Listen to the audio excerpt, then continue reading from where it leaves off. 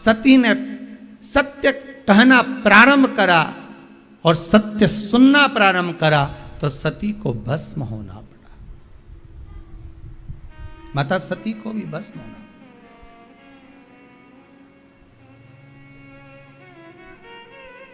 बड़ा कठिन है महाराज।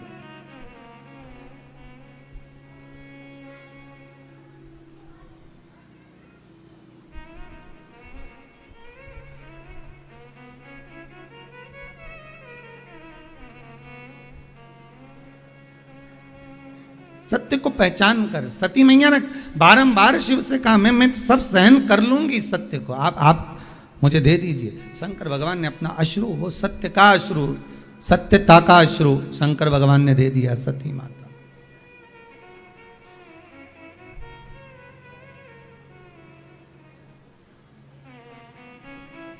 और सत्य जब माता सती के हृदय चित्त में समाहित हो गया, सत्य जब माता सती के हृदय चित्त में विराजमान हो गया, तब फिर सती शिव के चरणारविंद का स्मरण कर कर अपने प्राणों को त्याग दिए, भस्म हो गई। बस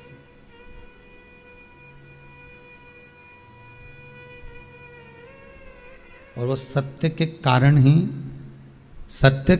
ही मेरा शंकर, सती मैया हो, पार्वती मैया हो, जगत हो, संसार हो, सत्य के कारण ही मेरा शिव सबके हृदय में विराजमान है कि आज मेरे भोले का, आज मेरे भोले का सारा जगत दीवाना है, आज मेरे भोले का, आओ से कहिए, सारा जगत दीवाना है, आज मेरे भोले का सारा जगत दीवाना है, आज मेरे भोले का सारा जगत दीवाना है, आज मेरे भोले का सारा जगत दीवाना है, आज मेरे भोले का सारा जगत दीवाना है, बिना मांगे मिले सब कुछ, बिना मांगे मिले सब कुछ, ओ बिना मांगे मिले सब कुछ, बिना मांगे मिले सब कुछ, ऐसा अजब ठिकाना है, बिना मांगे मिले सब कुछ, आओ उस प्रेम से बड़े आनंद के साथ, आज मेरे भोले का सारा जगत दीवाना है, आज मेरे भोले का सारा जगत दीवाना है, जय हो।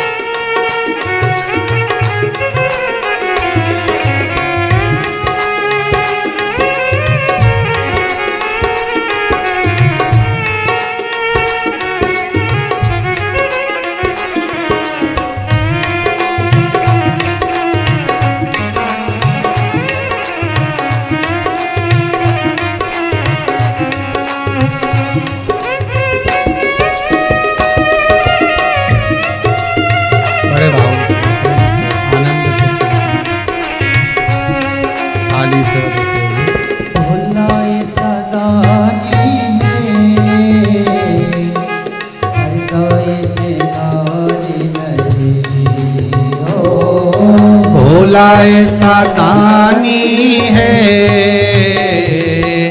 करता इनकार नहीं। भोला ऐसा दानी है, करता इनकार नहीं।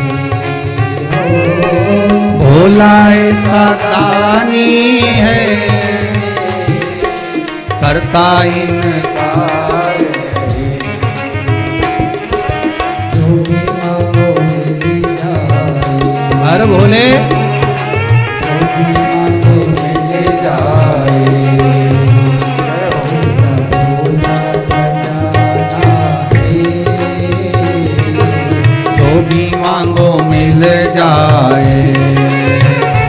ऐसा खुला खजाना है,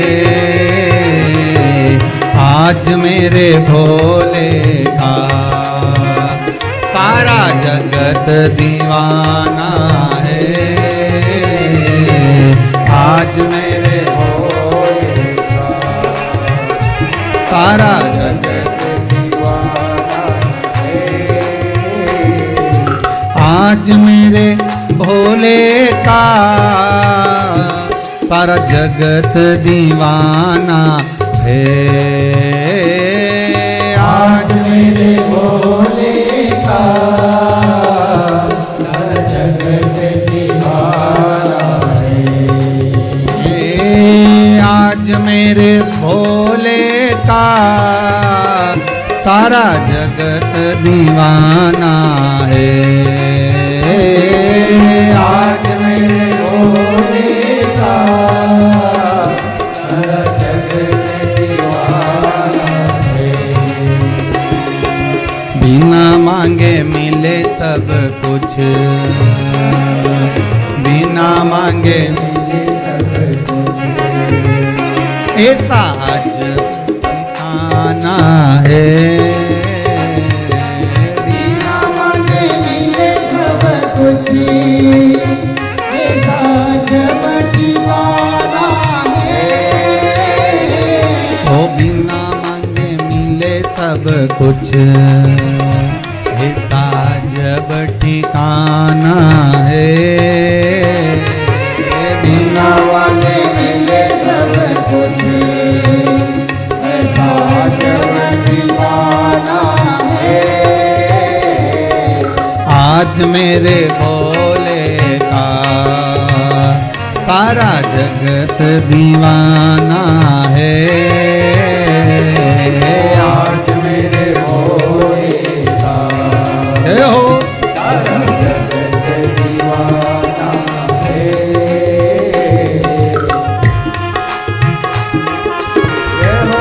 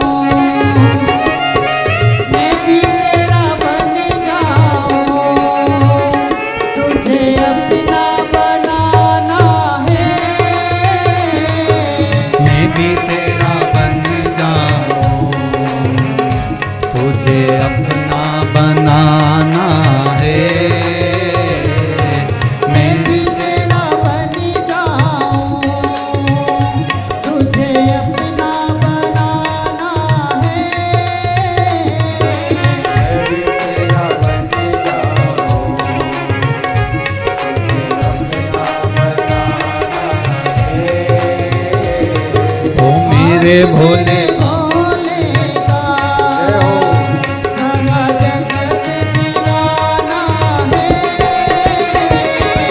आज मेरे भोले का सारा जगत दीवाना है। आज मेरे मिले सब कुछ ये सारा जगत दीवाना है। बिना मांगे मिले सब कुछ ऐसा अजब ठिकाना।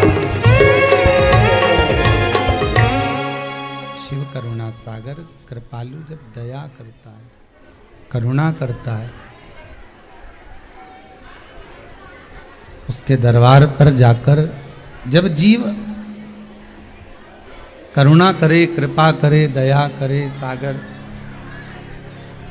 ये शिव ही कर सकता है, कोई दूसरा नहीं कर सकता।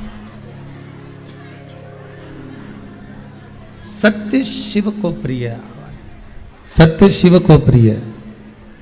और जब शंकर भगवान को सत्य प्रिय है तो उस शिव को अगर कुछ देना है तो ब्रह्मदेव को सत्य ही देना था।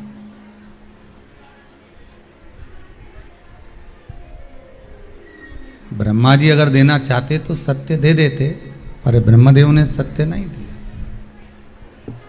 ब्रह्मा जी सत्य नहीं बोल पाए। और ब्रह्मा जी अगर सत्य प्रदान एक बार कर देते तो फिर असत्य ब्रह्मा जी को बोलना ही नहीं पड़ता। किस लिए बोलते थे?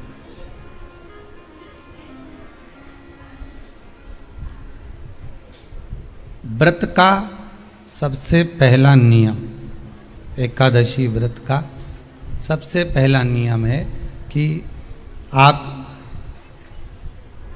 जिस दिन व्रत करो उसके एक दिन पहले भक्ति का संचार इस हृदय में कर लो। भक्ति का संचार इस हृदय में कर लीजिए। जिस दिन आप व्रत करो, जैसे एकादशी का व्रत कर रहे हो तो दशमी के दिन शाम का समय जब आवे, रात्रि जब होने लगे, शाम का समय आवे और रात्रि का आप जब भोजन ग्रहण करो तो उस भोजन में कोई ऐसा पदार्थ ग्रहण मत करिए जिस पदार्थ के कारण आपकी एकादशी बिगड़ जाए।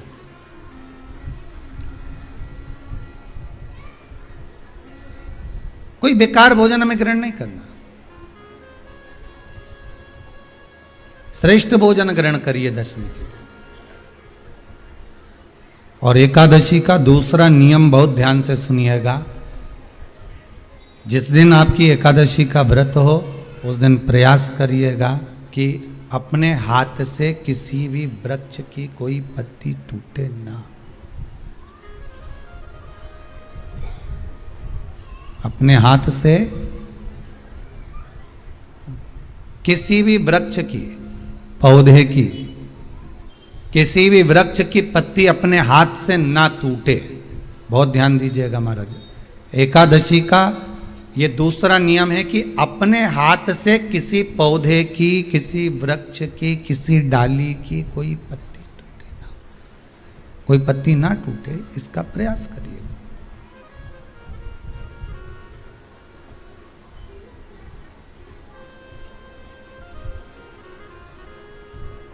कितना सुंदर व्याख्यान कहा है, कितना सुंदर वर्णन है महाराज कि मात्र एकादशी का व्रत कर लेने पर,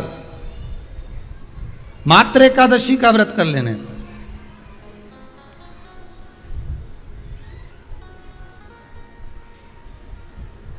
जो पूर्व में किया गया हमारा पाप कर्म है, हमने किसी जीव की हत्या करी है, हमने किसी को कष्ट प्रदान करा है, हमने किसी को अपशब्द कहा है, हमने किसी को ताने दिए, हमने किसी को आड़ा टेढ़ा कहा है, हमने किसी को गालियां दे दी है, मात्र एकादशी का व्रत ही कर लेने पर ये सारे जो दोष हैं वो समाप्त हो जाते हैं।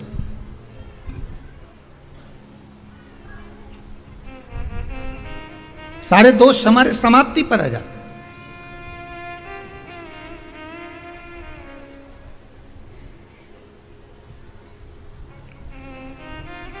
अब एक विचार करिएगा थोड़ा सा अपने मन में, अपने चित्त में, अपनी वृत्ति में एक बात उतारिएगा, एक अपने मन में एक बात को उतार कर रखिएगा कि आप अपने पाप को, अपने पाप कर्म को जिस दिन छिन्न करने वाले हो, समाप्त करने वाले हो, अपने पाप को आप जिस दिन समाप्ति पर लेकर जा रहे हो, तो उसके एक दिन पहले आपको प्रसन्नता होना चाहिए कि नहीं होना चाहिए कि कल मेरा पाप कटने वाला है, कल मेरा पाप समाप्त होने वाला है, जो मैंने पाप कर्म करा है वो समाप्त होगा, जो मैंने पाप कर्म करा है वो कल समाप्त हो जाएगा। तो एक दिन पहले आपके चेहरे पर प्रसन्नता हो कि ना हो?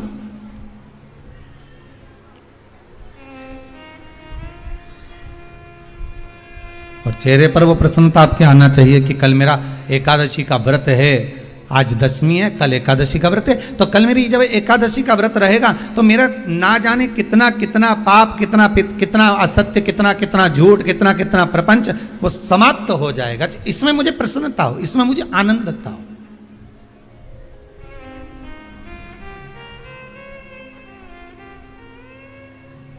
तो क्या कहा गया कि प्रयास करिएगा कि एकादशी के दिन कोई वृक्ष की, कोई डाली की, कोई कोपल की कोई पत्ती ना तोड़ी जाए।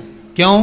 तो कहा अगर उस पत्ती को हम तोड़ देते हैं, वृक्ष की पत्ती को या क्यारे में लगी हुई कोई डाली की पत्ती को हम तोड़ देते हैं, तो एकादशी का पुण्य फल प्राप्त नहीं होता, एकादशी का कोई फल हमारे खाते में नहीं जाता, पुण्य फल प्राप्त। अब फिर भले तुम चाहे तुमने मोरधन खाया हो, चाहे तुमने फिर चिप्स खाई हो, चाहे तुमने फिर व्रत का कितना ही सामान खा गए हो और तुमने सोचा कि आज मेरी एकादशी है, तो फिर उसका कोई फल प्राप्त नहीं है, उसका कोई सुख प्राप्त नहीं है आपको, फिर उसका कोई आनंद प्राप्त नहीं है आपको, फिर उसमें कोई आनंद की अनुभूति आपको नहीं मिल रही है।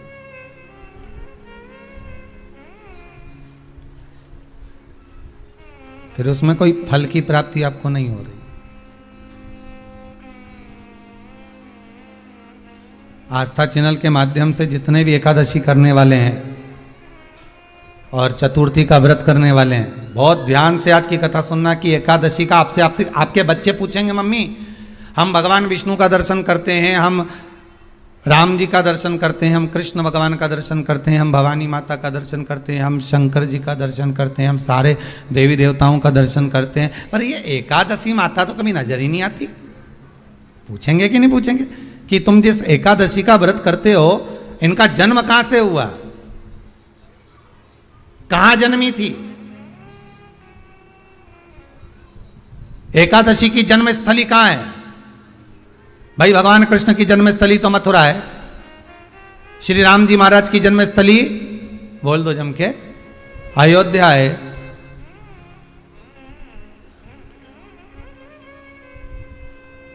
कोई आपसे पूछ ले कि एकादशी की जन्मस्थली कहाँ है, तो आधे लोग तो बाल खुजाने में लग जाएंगे कि एकादशी आखिर पैदा कहाँ हुई थी, जन्म कहाँ लिया था, इसका जन्म हुआ कहाँ था, कहाँ जन्मी थी ये?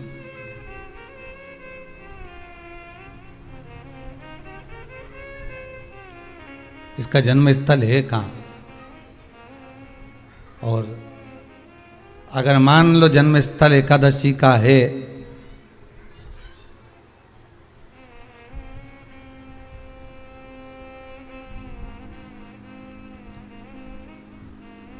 और एकादशी अगर जन्मी है, उसका जन्म हुआ है और दुनिया के लोग इतना व्रत करते हैं, उपवास करते हैं, तो फिर इसका जन्म स्थल कहां होगा? तो कहा इसका जो जन्म स्थल है वो बद्रीनाथ। कहां पर है? बद्रीनाथ। और उस बद्री विशाल में भी एक गुफा जिसका नाम है हेमवती। क्या नाम है? हेमवती। उस गुफा में एकादशी का जन्म स्थल है। बद्री विशाल में हेमवती गुफा, जो 12 योजन अंदर प्रवेश करने जितनी है, 12 योजन की गुफा के अंदर, हेमवती के अंदर एकादशी का प्रागट्य हुआ था, एकादशी का जन्म हुआ था।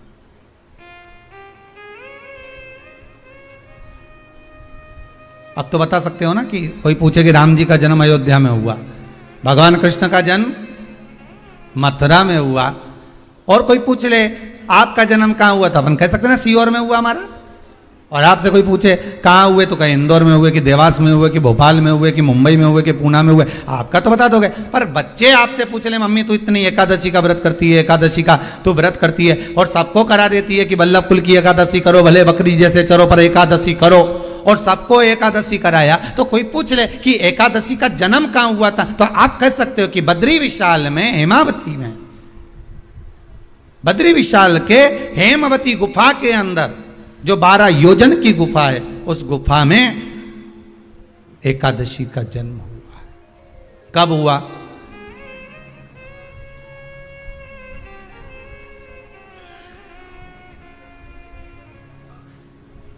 जन्म होने का कारण, राम जी के जन्म होने का कारण था रावण का संहार। भगवान कृष्ण के जन्म होने का कारण था कंस का संहार। नरसिंह भगवान के जन्म होने का कारण, प्रकट होने का कारण था हिरण्यकशिपु का संहार। वराह भगवान के प्रकट होने का कारण था कि पृथ्वी को जल पर लाकर ठहराना, हिरण्याक्ष का संहार।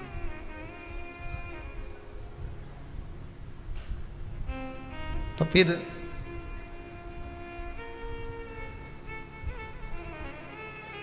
इसके जन्म का कारण क्या है? तो कहा इसके जन्म का केवल एक कारण है। सतयुग में, अब एक और बात का बहुत ध्यान दीजिएगा महाराज, सतयुग एक बार नहीं हुआ कि तुम सोचो कि सतयुग के बाद में द्वापर, त्रेता आ गया, त्रेता के बाद द्वापर आ गया, द्वापर के बाद कलयुग आ। एक सतयुग नहीं है, एक त्रेता नहीं है, एक द्वापर नहीं है, ना जाने कितने कितने सतयुग निकल गए, ना जाने कितने कितने द्वापर, त्रेता, कलयुग, ना जाने कितने निकल गए।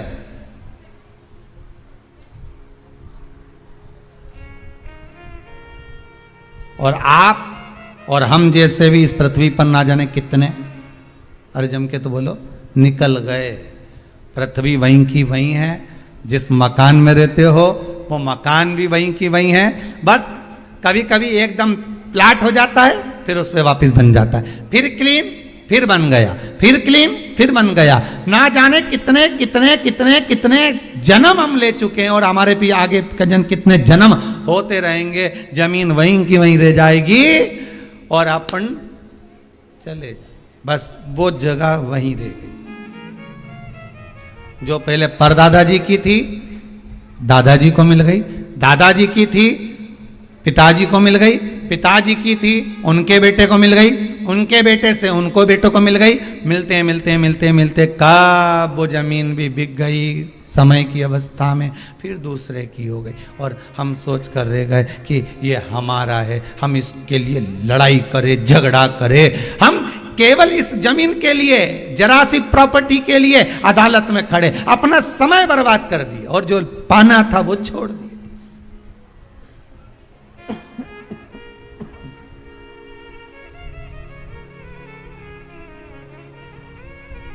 जो पाना था वो छोड़ दिया हमने।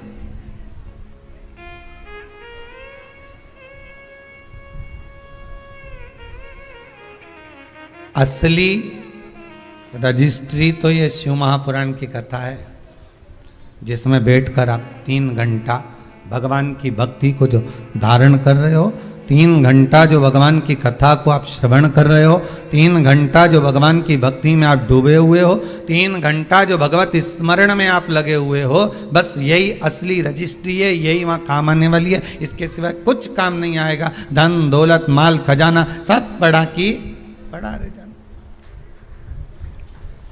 सब धरा की धरा।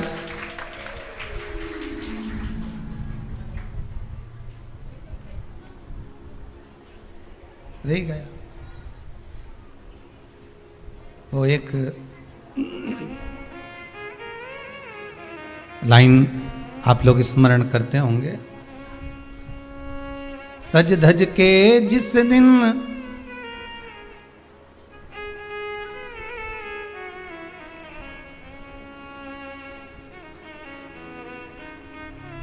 सज धज के जिस दिन मौत की शहजादी आएगी, न सोना काम आएगा न चांदी आएगा।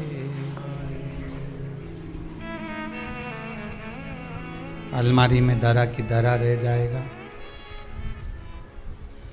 लॉकर में पड़ा की पड़ा रह जाएगा। लॉकर में पड़ा की पड़ा है, अलमारी में धरा की धरा है। कपड़े भी सारे घड़ी बने की बने रखे,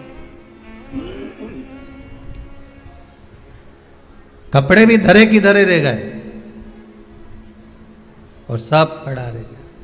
कि छोटा सा तू कितने बड़े अरमान हैं तेरे, मट्टी का तू सोने जैसे मान है तेरे। मट्टी की काया एक दिन मट्टी मिल जाएगी, न सोना काम आएगा न चांदी आएगी, न सोना काम आएगा न चांदी आएगी।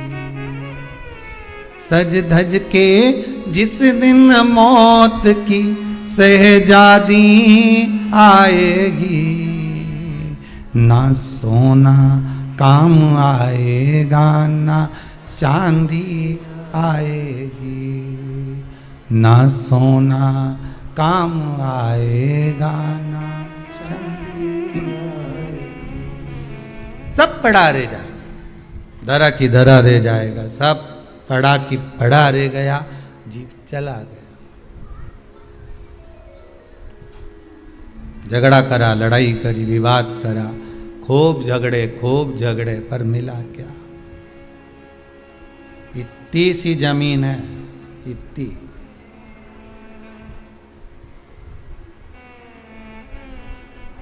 मिल भी गई, हो गया, मान लो तुमको मिल गई लड़ाई झगड़ा में।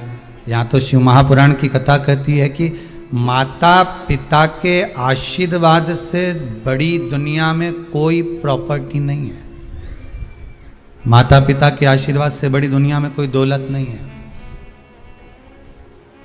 कि जिस घर में माँ बाप की इज्जत नहीं होती, उस घर में देखना कभी बरकत नहीं होती। सही प्रॉपर्टी, सही जमीन, सही जायदाद, सही धन, सही दौलत, सही संपदा तो माता पिता का आशीर्वाद है।